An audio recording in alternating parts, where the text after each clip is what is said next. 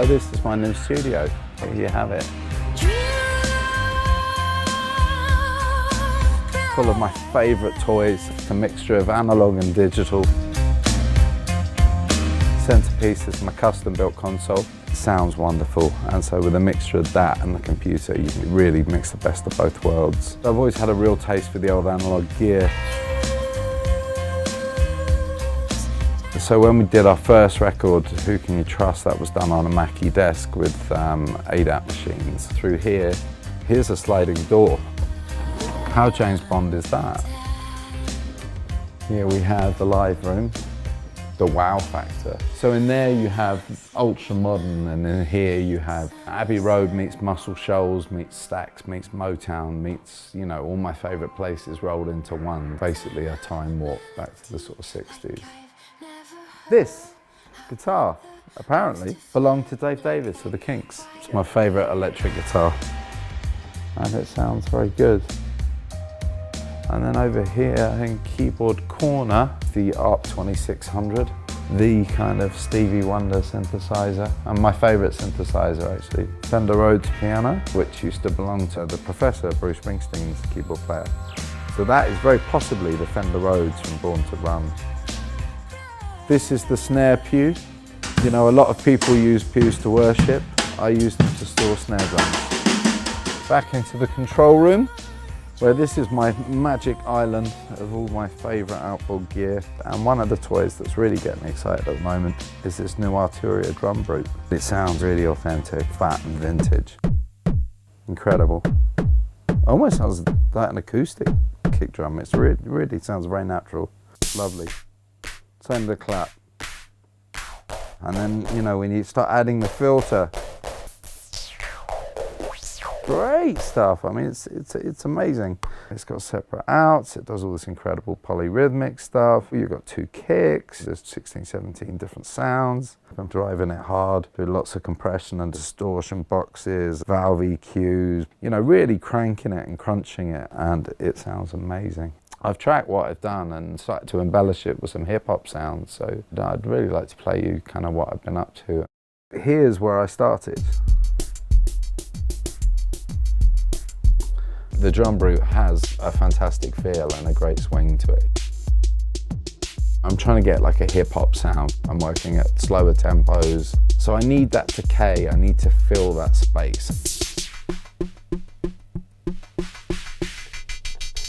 I want to feel it in my chest, I want to feel it in my gut.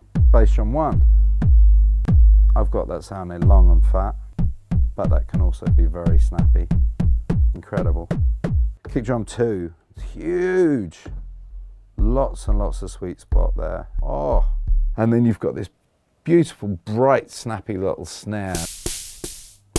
Again, for slower tempos, you've got the decay. It's great, perfect for me. Love the maracas, doesn't get much more classic than that. I've worked here on what I imagine the Bomb Squad or Public Enemy. You know, this is very late 1980s, early 1990s hip hop groove. This is all Drumbrute so far, and it's already really cooking.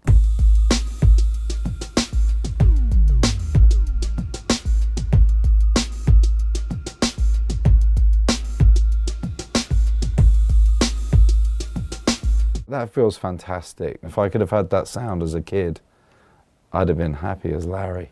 For an analog drum machine, it's pretty rare to have decent cymbals, but a reverse cymbal, and that's like really far out. I love reverse cymbals, which is great. So then I've got some crashes come in. Got the regular crash with an almost infinite decay. Go make yourself a cup of coffee. Come back, still decaying. I've got some nice ghost notes. You've got the accents on the back beats. And then you've got this great sort of dub sound zap, you know, which I put through a delay.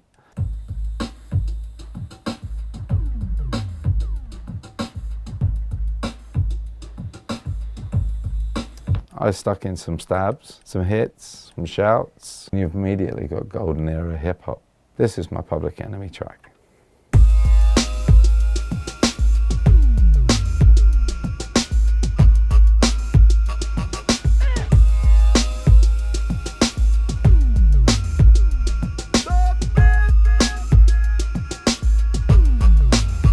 yes, it lends itself to hip-hop very well. I could just hear Chuck D or somebody rapping on that. The closed hat is lovely. Open hat as well, I actually use that as a closed hat, very nice. And then you've got toms or congas. Again, lovely resonance on those. Wonderful. Tambourine's nice as well. But the zap can either be like, you know, a kind of disco, or it can be like wild kind of Simmons tom thing happening. And then